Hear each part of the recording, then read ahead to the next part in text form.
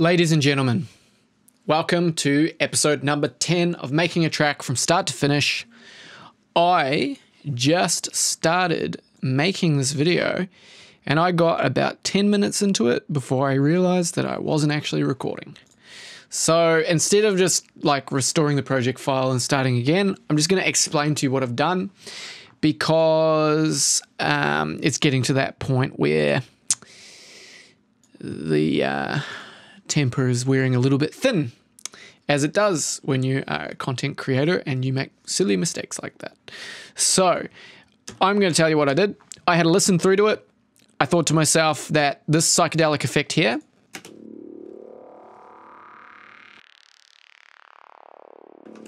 I thought it sounded pretty shit, so I got rid of it. I turned everything from being inside of the VST, I turned it into audio. So now it's all audio. I turned all this into audio.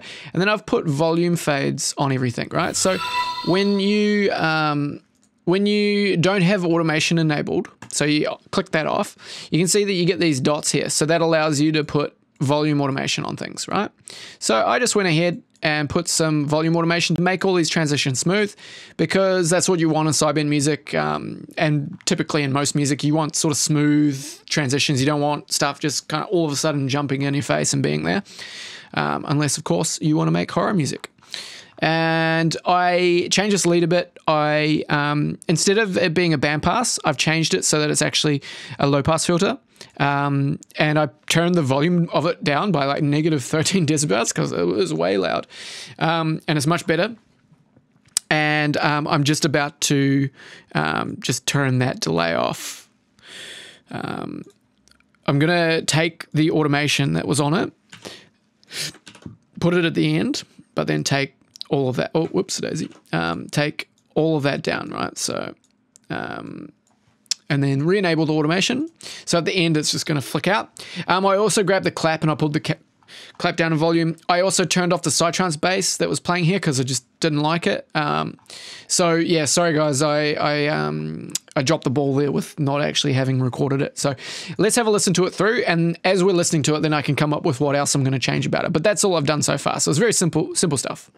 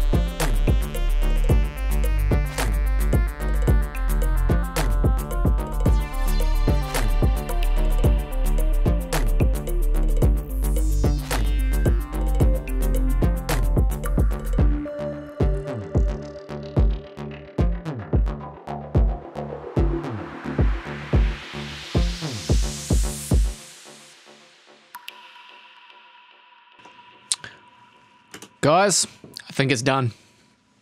I think it's done. So this track is only, 2 minutes long. Just wanted to give you an idea of how to start fleshing things into a sort of completed song. So what we're going to do is we're going to prepare the track and get it ready to be mixed, right? So we're only 5 minutes into this video, and just because the track's done doesn't mean we're going to be stopped in our tracks.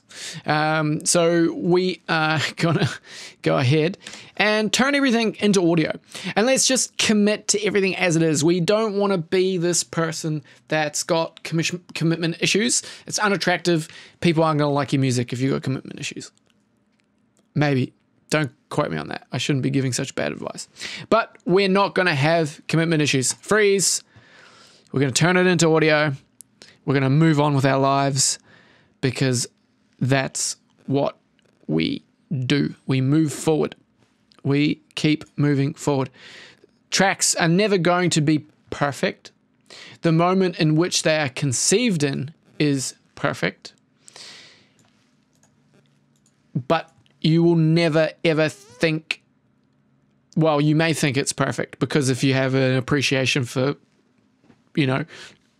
things, I'm going to get into a philosophical rant.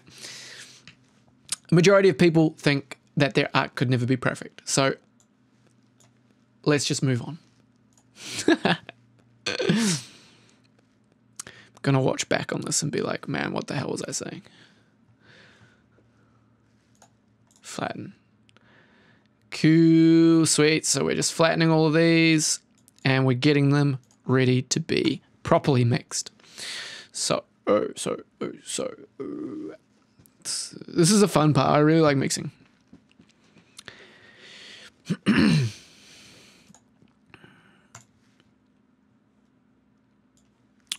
Cool. In fact, I could freeze multiple tracks at once.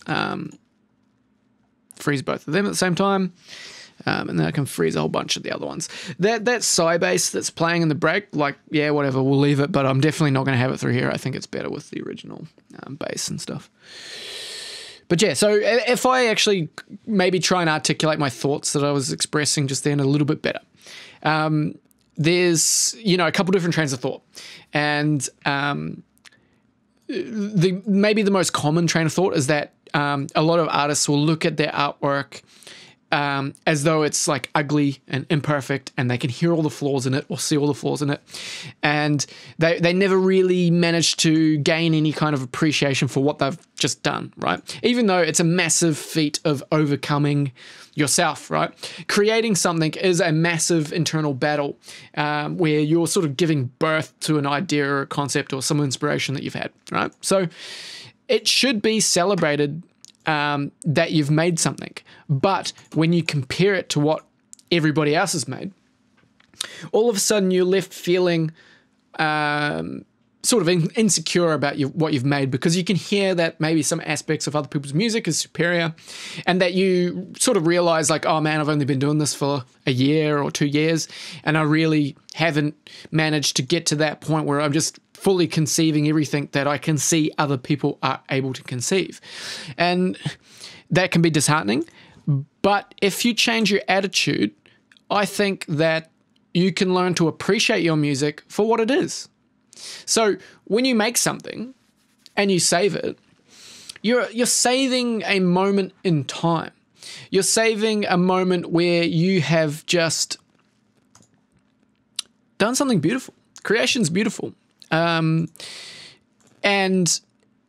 learning to appreciate that, even though it's got its imperfections, is extremely healthy, in my opinion. And another famous way of thinking is that projects are never finished, they're just abandoned, right? This is a very old artistic saying, right? And I will never abandon a track, right? In the sense that I don't agree with that way of thinking. I think it's a negative way of thinking. I always finish my tracks. If I see merit in them, of course. So of course I sit down and make some ideas and they just don't really go anywhere. But after a certain point, you get an idea and it starts to fly, I'm going to finish that, right? So I never abandon a project. I'll always say it's finished. And I think that a lot of artists are afraid to say something's finished because as soon as you say it's finished, you can't say, oh yeah, I was going to change that. Right? There's no excuse for if somebody offers some kind of constructive feedback or flat out criticism. But you sure as hell will take all the praise, right? Unless you're really self-loathing as an artist. Because that exists as well. But I think that we should try and cultivate a healthy relationship with what we create. Because it is part of us. And if we hate what we make, then we hate the imperfections in ourselves. And we shouldn't hate the imperfections in ourselves. We should always strive to improve. Of course, we should always strive to improve, but we are not perfect. Trying to achieve perfection can be, in a lot of cases, perceived as insane. That's not to say that you should just continue being an asshole if you need to work on your personality. You should probably improve that. Maybe you'll never be perfect, but you can make an improvement. But you get what I mean. And maybe you weren't really looking for this sort of philosophical rant. Maybe you don't agree with my way of thinking. That's completely okay. I just think that some people may find it, whilst we're doing a really boring task like this, somewhat interesting. And it... I could actually just have skipped all of this and popped out at the end with it done rather than giving a speech. But I quite like talking about these sorts of things. It's really interesting to me. So let's freeze all of that. We're almost done. We can get back into technical stuff rather than esoteric nonsense. But I encourage you to appreciate your time creating and to not loathe completely what you've made. Somebody out there will appreciate it, whether it's good or whether they just appreciate the fact that you stepped outside of yourself and you decided that, yes, I could make a piece of music. That's triumphant. Make your music triumphant. So we'll delete that. We're not going to use it. We'll delete that because we weren't using it. I'm going to freeze all of that. And then we're done. So what is the next step once we've frozen everything?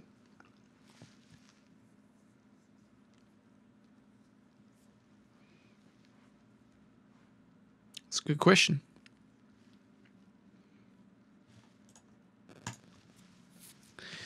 Gonna go ahead and pull that out, and pull that out. Cool. All right, so we got all of this audio. Oh, we didn't flatten that, so let's go. Excuse me. Oh, terrible. Cool. We got all this audio. It's looking pretty cool. We got these groups. So we got kicks. Okay, let's go ahead. So we're going to just make sure everything's properly grouped. Kick. And then we can go kick and bass. We can group them. Kick, bass. Right, so kick and bass. Side bass. Yeah, well, side bass is a bass. So side bass can go inside a bass. Makes sense. Percussion. Okay, so we got claps. We got drums, we got shakers, then we got leads, so we got the ARP, other versions of the ARP, we got the pluck, we got that lead, that's like a melodic lead, isn't it? Yep. And then we got the water drops, we got the tui, we got the sweeps, sweet. And then we've got, what's that? Whoa. And that's a reverse cymbal. This can go in sweeps and rises because they're kind of like transitionary kind of sweeping elements and splashing elements. So atmosphere, sweeps, effects. This is all effects, so that all goes in there.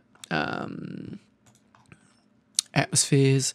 They're technically effects as well, but the atmospheres can sit inside of the effects. So we've got everything real tidy. We could then go and color everything blue, make everything blue. Green, that can stay green. Leads can go orange, quite like orange. That's cool, quite like leads. That can go lavender, like lavender too. I don't like yellow so much, but let's do it. Love effects though. So we have our track really nicely organized. When does it actually properly end? Let's have a listen for that.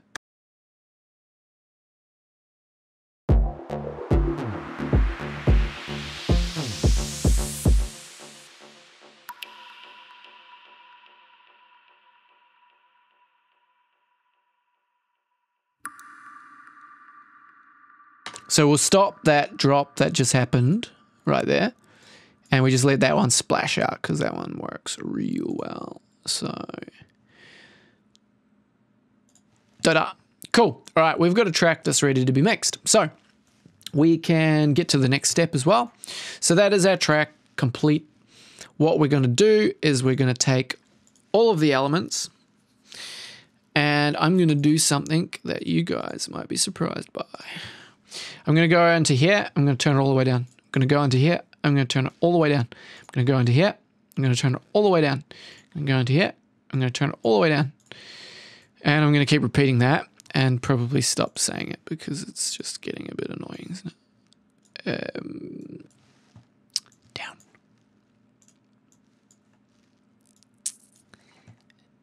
Down.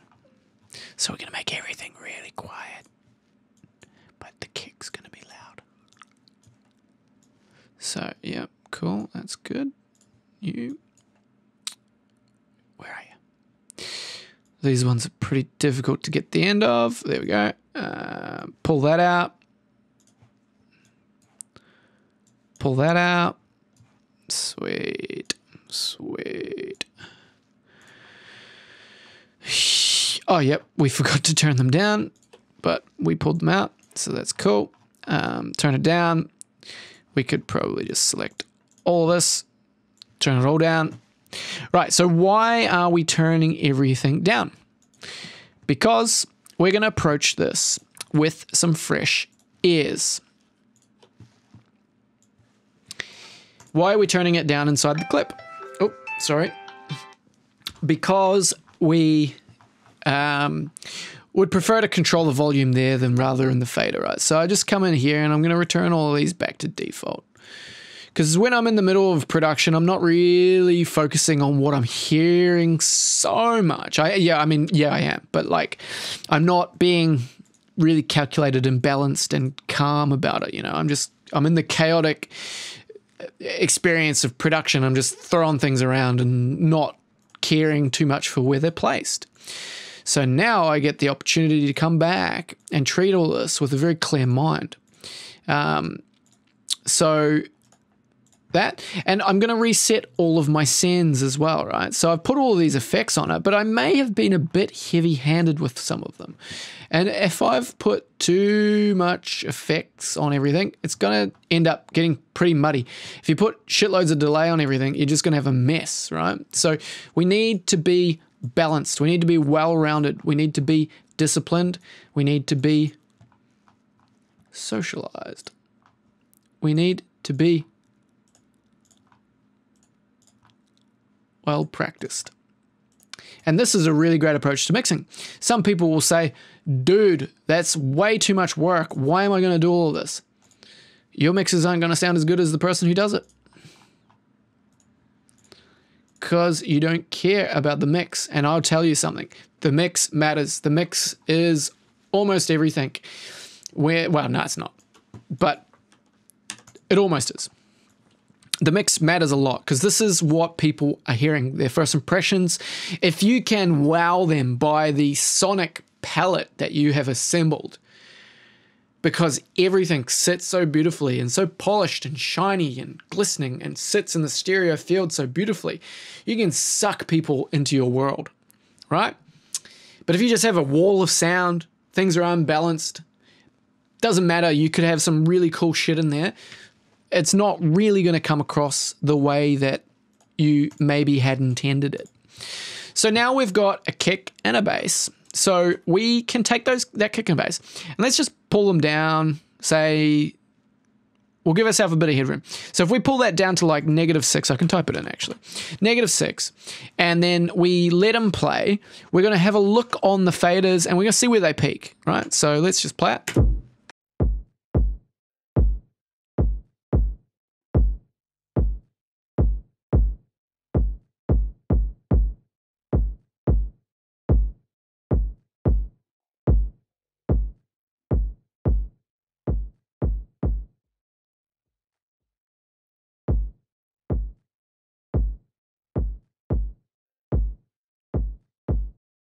Cool, so -8 decibels, that's pretty damn good. We're happy with that. So now we have the kick placed in our mix, right? And no matter what we do, we are not changing the volume of the kick. Okay? So this is principle number 1 of mixing our track. We are going to mix around the kick, and everything is going to be balanced in volume in association to that kick.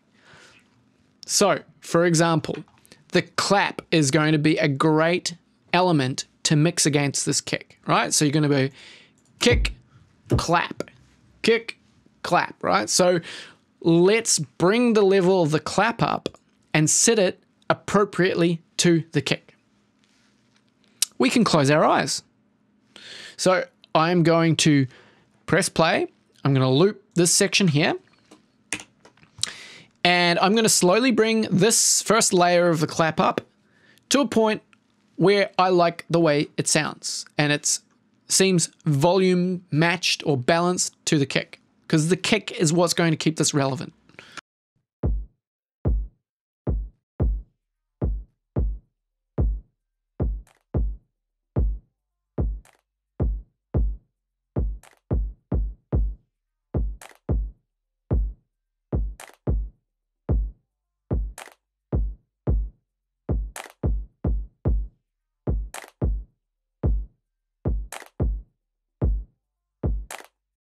Okay, that makes sense. Let's bring up the second layer. We'll see where it fits.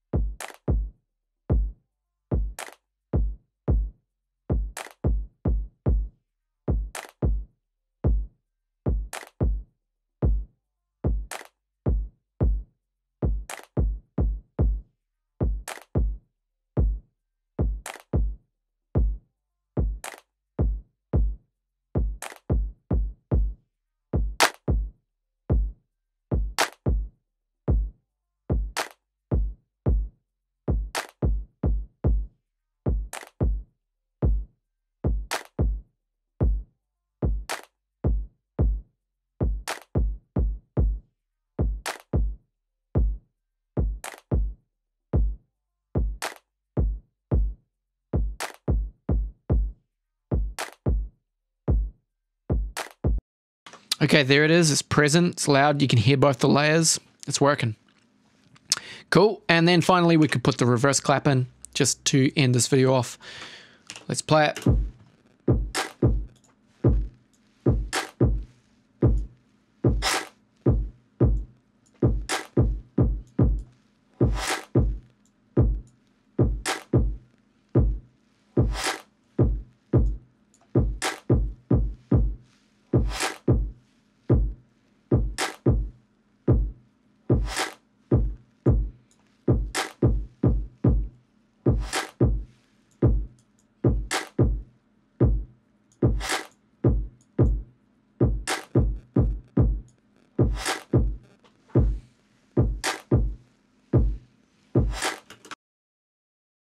Oh, whoops, I had my microphone on. Hopefully that wasn't too annoying.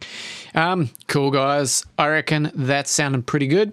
So that is the first part of our mixing. We're going to probably have a chance to mix the entire rest of the track. Of course, yeah, you need to EQ, you need to compress.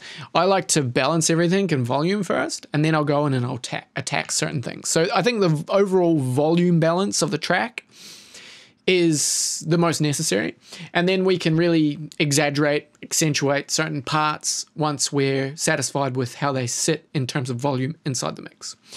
So hopefully that was entertaining. Hopefully you learned some stuff. I'll see you guys in number 11.